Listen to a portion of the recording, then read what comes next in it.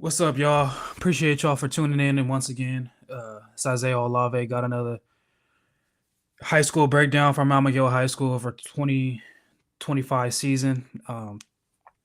We're on the game five, I believe. We had Poway week five. We beat them by a score of 35-32. I actually think this is the wrong score. I want to say it might have been 45-42 or something like that. But we ended up winning this game by 3 points. Uh, Tough avocado northeast county game. Kind of ran the ball really well. Kind of one of the things that we struggled with as a team since we got to Mount McGill the first 3 years since I've been there. Um, Team ran the ball really well. Did a lot of did a lot of QB power plus one run game. So most of the time it's kind of hard to stop, especially being the man, adding an extra guy, extra gap. So we had a tough time dealing with that, but ultimately came out with the dub. Uh, this made us 4-1 on the season, but I got some plays and got some stuff that we could kind of go through just to check out and see what kind of went wrong, what did go well for us in that game. But before we get into it, I appreciate you guys' support. Appreciate you guys for showing love. Make sure you continue to show love on our YouTube page where I post these at Olave Boys Pod. And make sure you guys show love on Twitter, our Twitter page, our X page, our Twitter, X, Instagram, and our TikTok at Olave Boys Pod. Once again, like, subscribe, show some love, throw some comments on YouTube at Olave Boys Podcast, and then follow along on TikTok, Instagram, and Twitter for little snippets of these videos at Olave Boys Pod. Once again, I appreciate you guys for the support, for the love that you guys show. Let's jump into it. Um, so this is our week five opponent, Poway. Uh, Always a good team. Always really physical. Always coach well. They do a good job. Since I was in high school, they've always been a really tough outing. This is coming off our fourth game versus Torrey Pines, where we won another tight one, another avocado team. We ended up edging them out by I think 3 or 4, which I actually broke down previously. But had to go on the road in the northeast county, whatever you want to label Poway, in San Diego. But I think this was the first drive, so let's just hop into these plays. This might have been first drive, but going into the game, we kind of knew they're going to be really run heavy. Their quarterback, I think, had gotten hurt. I want to say the team that played before us, they played Carlsbad. The quarterback got hurt. So we kind of knew that they might have been without their quarterback, but we still kind of game plan for both them having their quarterback, who was a pretty good player, and not having their quarterback. Their best player was number 8. I think his name was Luke Jurgensen. He was a hell of a running back. Kind of, if you're a football guy, kind of reminded me of like Toby Gerhart at Stanford. Big physical running back. Kind of their bell cow, giving the ball 20, 30 times a game, and kind of just let him carry the team. So with that, we kind of knew that we were going to leave the corners on islands, being a lot of man coverage, and just kind of put a bunch of guys in there to stop the run. So this is first drive. This is outside of the play, but kind of told the corners I want them to be a lot more physical, work their technique, be a lot more patient, right? Don't just turn and open the gate, work the technique, work these guys to the sideline. I felt like we were a lot more athletic than their skill guys. Obviously, their running back was a really good player, but as far as like receivers goes, I felt like we were a lot more athletic, a lot more uh, physical in that nature. So I kind of wanted them to just be able to dominate these guys. So this is first, I want to say maybe first play of the game. Brandon just stays patient, takes this guy out of bounds, and kind of that's what I wanted to see all the whole game. They popped off a nice little run with QB run, but for the most part, corner did their job. Let me see what I circle on this play. Next play, Brandon again. It might have been back-to-back plays. Same thing. Takes this guy out of bounds. Right. No plays off. Just let them know all day that what it's gonna be. Right. Don't give these guys any chance of hope. Any confidence whatsoever. I wanted that to be all game. Third play we got right here. You see everybody's lined up, press man. Kind of just told them what we're gonna do. We're gonna lock you up in man, and everybody's covered downfield. Send the house. Right. Cover zero. We don't need any help. Send the house. Get to the quarterback. We got to an offensive play. I think I put the back angle on here. Just want to talk about what they ended up doing versus offense or defensively for them, offensively for us. Boom, boom, boom. Yeah, perfect. So they kind of come out not really necessarily a penny front where you would have a nose and two tackles on top of the guards, or bear front if you want to call it, and then two outside guys. But they had pretty much a 5-man, right? So 3 down linemen and then 2 outside backers just walked up on the line. So for this, and then nobody else in the box, right? So this kind of made it easy for us, run game wise, because it's just a hat on a hat, right? Center takes the nose, guard blocks out to the 3 techs, 4 if you want to call them 4 eyes. I would say 4s maybe, and then you got the 2 wide guys, right? So we get a hat on a hat, and then it just makes it easier in the run game. There's nobody else in that box. We kind of left the other guy free, pulled the guard, and then it's a quick, easy 10, right? These guys did kind of bounce multiple, right? So they'll put a guy in the box. Like now you see there's a guy in the box, different formation, right? We're empty, but now there's a linebacker in the box. You still got kind of 5 guys around a line of scrimmage. I think we ended up throwing a pass right here anyways. They drop out. They only rush 3, and then our quarterback just fits it right over the zone. Good pass, right over the linebacker in between the safety on the little the bender across the safety right above the linebacker. Thought this was a hell of a throw. Right, throw him right to the open spot, touchdown.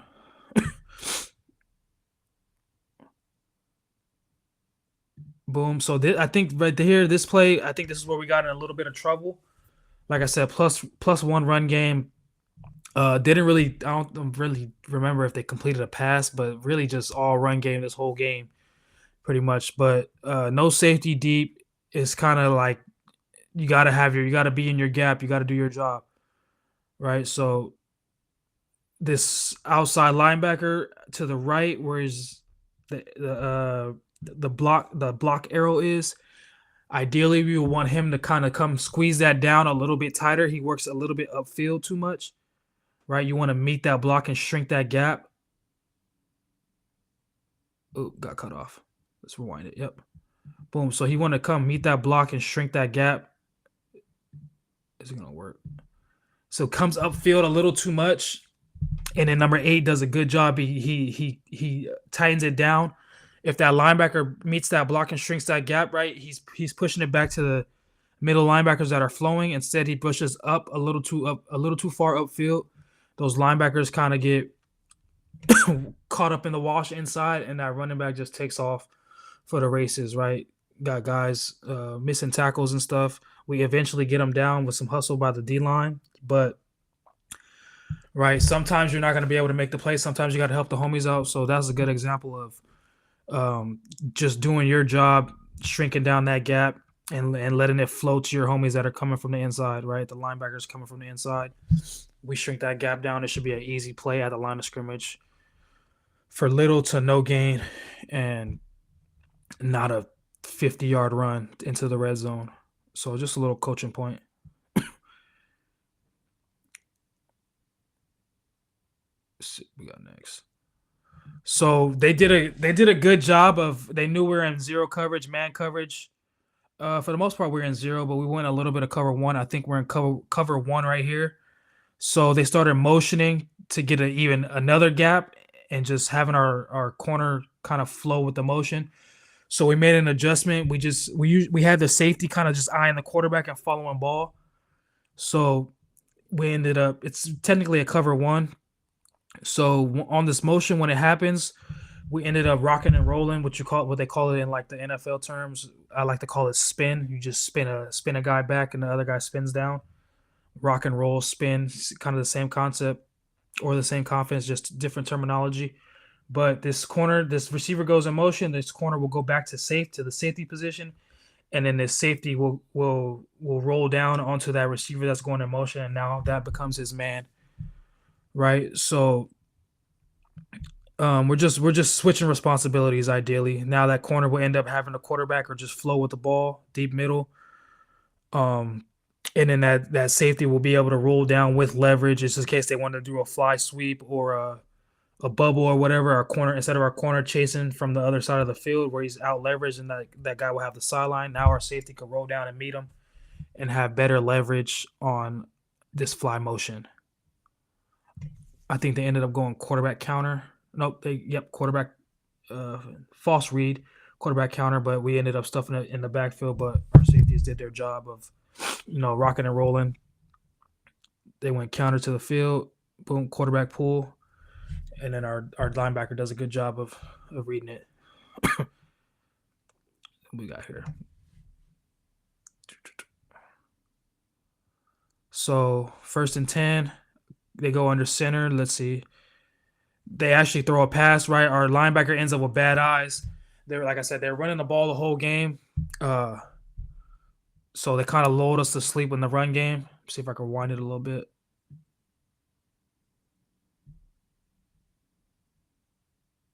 Maybe we'll get the back angle probably. But they load us to sleep a lot, so they try to sneak a pass in right here, right? Number 80 was their tight end. He was actually a pretty good player. Ended up on the scouting report. We had to be aware of him. So 12 has him on the left right here, number 80, and he ends up sneaking out. I thought the quarterback probably could have hit this. Our linebacker got lulled to sleep, but we were sending everybody, so he really didn't have enough time. If he didn't see it right away, it wasn't coming out.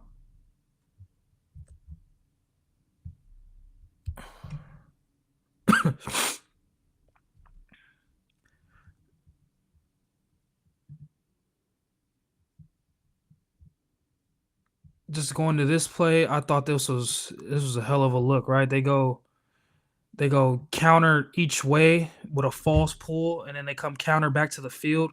So they got the fullback going one way with a guard and guard going that way, and then they got the other guard and tackle coming back the other way.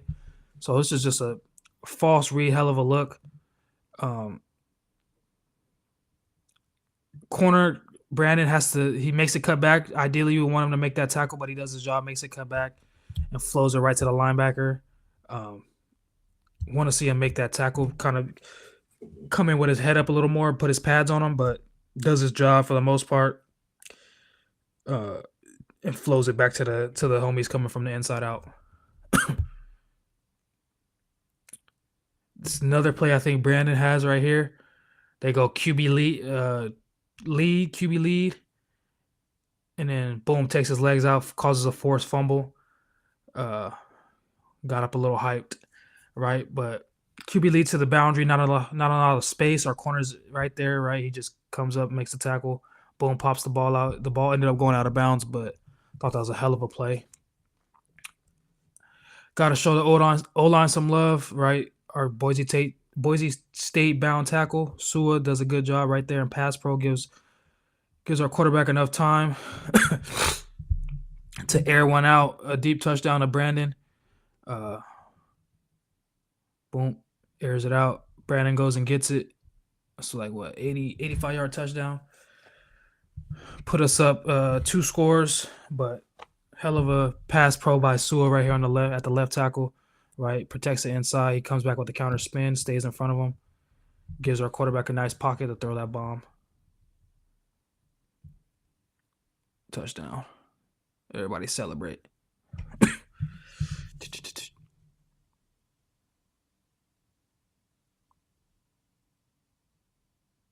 Just bad tackling right here. All right, this is kind of just let them in the game, right? Letting them. We knew they're gonna run the ball. We knew it was +1 run game. I think their other guy ended up getting banged up, so then they put number 8, their running back, at quarterback, like Wildcat style. So then now he's a little more dynamic, finding holes and gaps, but just getting out of gaps. Right, number 19 right here, our DN kind of just over pursues it, gets cut back across his face on, and then everybody just out of a gap. Right, and then he's just a good guy in open field like that. Right, you're not going to bring him down with arm tackles. You got to put your pads on him, and he just made us look dumb. Uh, it's just bad tackling all around. Right, we had they definitely got a nice ass chewing after this game just for the tackling and the effort we felt like was kind of subpar. But if you kind of look at this too, kind of don't want to down talk anybody, but right, the refs didn't really help us out a lot this game. Right, our guys were getting held, tackled in the box, didn't really get any calls. But that's no excuses, right? You shouldn't get held. Shouldn't allow guys to put their hands on you. Shouldn't even look for the refs to kind of save you. But all game, this was happening, right? If you watch to the far left right here, 55 just comes and tackles our linebacker, puts his head down, kind of chops him and tackles him at the same time, and just like bear hugging him. If you look far left, bear hugging him, and like that was all game, right? We didn't get any calls. And then our our linebacker supplexes him because, like I said, it was happening all game, right? We didn't get any calls. 55 was a hell of a player, though, right? Hell of a motor, playing both ways, giving us causing havoc on offensive line and defensive line. But we felt like we should have been able to get a few calls, right? Holding. Granted, we didn't help ourselves out, getting out of gaps, causing penalties. A couple coaching mistakes that kind of made this game closer than what it should be. Had a chance to put these guys away, kind of just trying to look for the home run shot to really put them away, but instead of just running timeout, so they ended up getting the ball back with like a minute left, I think, down 3, kind of buried in their own on their side of the field, and they couldn't pass the ball. They had no timeouts, so it worked out in our favor. But kind of the story of all season, right? Letting guys hang around instead of putting them away, whether that be player mistakes, coaching mistakes, just overall team effort of letting that happen all season, which we had to do a much better job of controlling that going forward. But at the end of the day, we got the W, and that's all that matters. Got the W. Came out of week 5 4-1. That puts us at 4-1 on the season, and yeah, we had one more. I think we had one more out of league game before that versus Oceanside, and then we hopped into our league schedule. I'll jump into that Oceanside game next and do that breakdown and get that out.